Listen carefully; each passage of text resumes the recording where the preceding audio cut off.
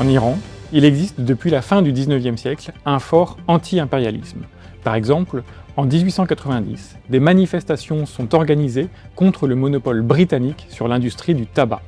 Au début du XXe siècle, avant l'impérialisme américain, c'est bien l'Angleterre et la Russie qui avaient une politique impérialiste en Iran, dans le cadre de ce qu'on appelait alors le Grand Jeu. Dans les années 30, pour contrer cet impérialisme, le Shah d'Iran se rapproche de l'Allemagne. Pendant la Seconde Guerre mondiale, il est renversé par les Alliés et remplacé par son fils, qui est plus proche des États-Unis et de l'URSS. En 1951, le docteur Mossadegh est élu Premier ministre en Iran. Il décide néanmoins de mener des politiques de nationalisation, notamment vis-à-vis des industries pétrolières. En 1953, il est renversé par la CIA. Après le renversement de Mossadegh, le Shah revient au pouvoir en Iran. Il est l'allié des États-Unis. Dans les années 60, c'est l'Iran qui assure la sécurité dans le Golfe avec le soutien matériel des États-Unis. Et dans les années 70, ce sont jusqu'à 50 000 conseillers militaires qui sont présents sur le sol iranien.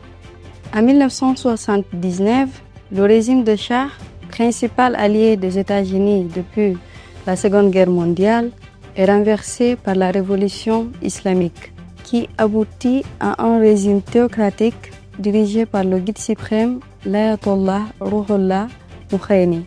Et depuis lors, les relations entre l'Iran et les États-Unis se sont fracturées. Washington voit alors 52 membres de son personnel diplomatique pris en otage suite à une manifestation organisée par les étudiants iraniens qui réclamaient l'extradition du Shah.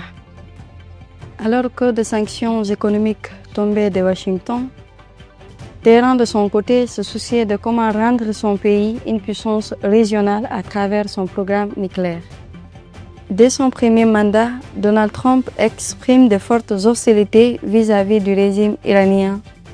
Un accord sur le nucléaire iranien a été signé à Vienne en 2015 en présence de grandes puissances comme les États-Unis, la France, la Russie, l'Allemagne, la Chine, l'Union européenne et le Royaume-Uni.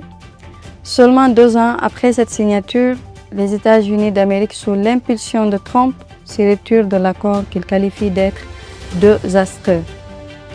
Les États-Unis, Israël ainsi que les pays occidentaux accusent l'Iran de vouloir se doter de l'arme nucléaire avec un stock d'uranium enrichi.